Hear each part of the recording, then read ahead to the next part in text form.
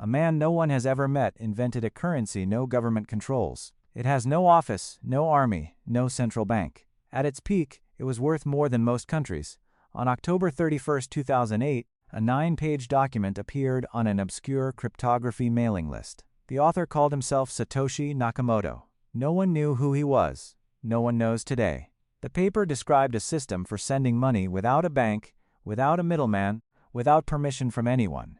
It called the system Bitcoin.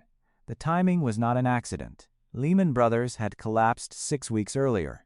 The global financial system was in freefall. Trust in banks was at its lowest point in living memory, and into that vacuum, a stranger published a blueprint for money that did not need trust at all. On January 3, 2009, Nakamoto mined the first Bitcoin block. He embedded a message inside it, a headline from that morning's edition of the Times. Chancellor on brink of second bailout for banks. It was not decoration, it was a thesis. The entire project was a response to a financial system that had failed and been rescued with public money. Nakamoto did not give interviews. He answered questions on forums with the patience of a professor and the anonymity of a ghost. He wrote code. He debugged the system alongside a small group of early developers who never heard his voice. He communicated only in text. In April 2011, he sent a final message to a developer named Gavin Andresen. He said he had moved on to other things. Then he vanished. His wallet holds roughly 1 million Bitcoin. He has never moved a single one. For 2 years, Bitcoin was worthless. It lived on forums. Enthusiasts mined it on laptops. It had no price because it had no market. That changed on May 22, 2010. A programmer in Florida named Laszlo Hanyech posted on a Bitcoin forum offering 10,000 Bitcoin for 2 pizzas. Someone accepted. At the time, 10,000 Bitcoin was worth roughly $40. The transaction later became famous, not for what it bought, but for what it revealed. Bitcoin could be exchanged for something real. It had crossed the line from experiment to economy. By 2011, it had a price. 1 Bitcoin reached $1 in February. It hit $31 by June. Speculators arrived. So did the press. So did the first real market, a Tokyo-based exchange called Mt. Gox, originally built to trade cards for an online game. Mt. Gox became the largest Bitcoin exchange in the world almost by accident, handling over 70% of all Bitcoin transactions at its peak. The system was held together by one man. His name was Mark Karpeles.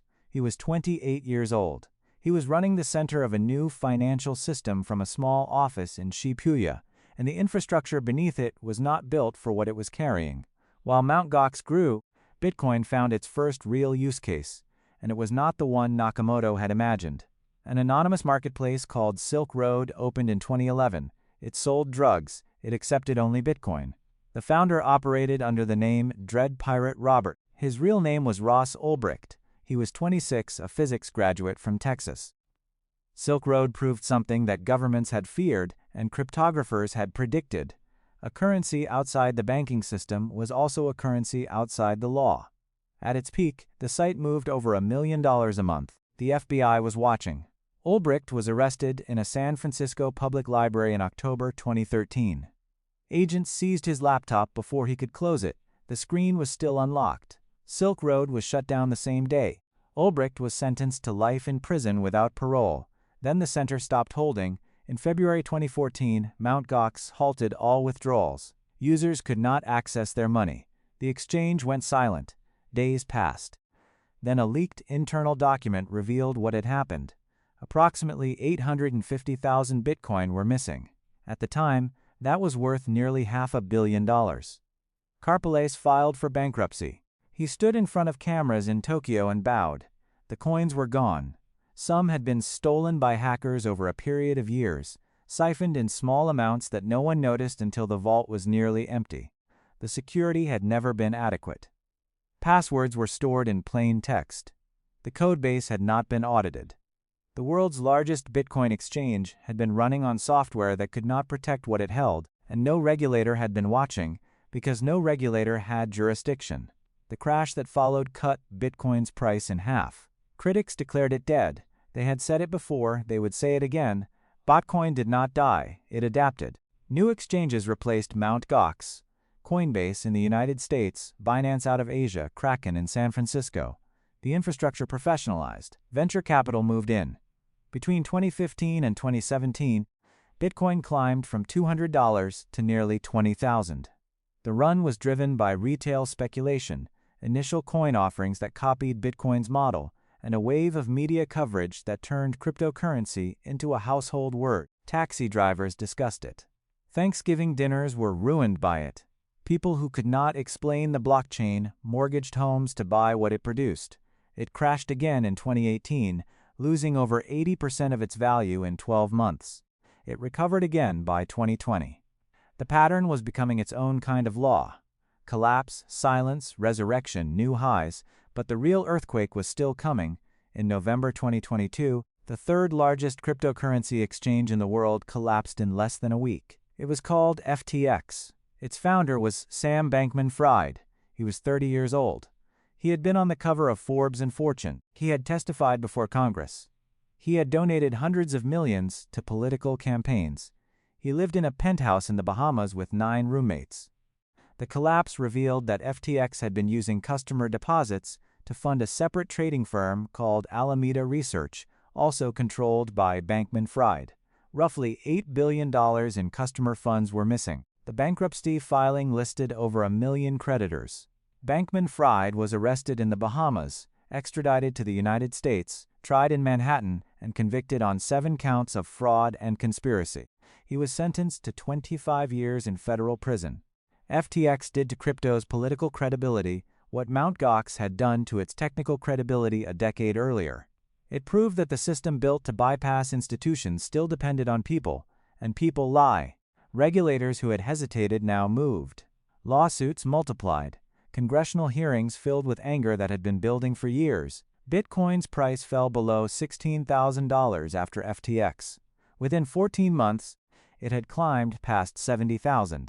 The catalyst was structural, not speculative. In January 2024, the United States Securities and Exchange Commission approved the first spot Bitcoin exchange-traded funds. Wall Street could now sell Bitcoin exposure through the same channels it sold index funds. BlackRock, the largest asset manager on Earth, launched a Bitcoin ETF. Within months, institutional money poured in at a pace the market had never seen. Bitcoin was no longer a protest. It was a product. In September 2021, El Salvador became the first country in history to adopt Bitcoin as legal tender. President Nayib Bukele pushed the law through in 3 months. Citizens received $30 in Bitcoin through a government app. Adoption was uneven. The International Monetary Fund warned against it.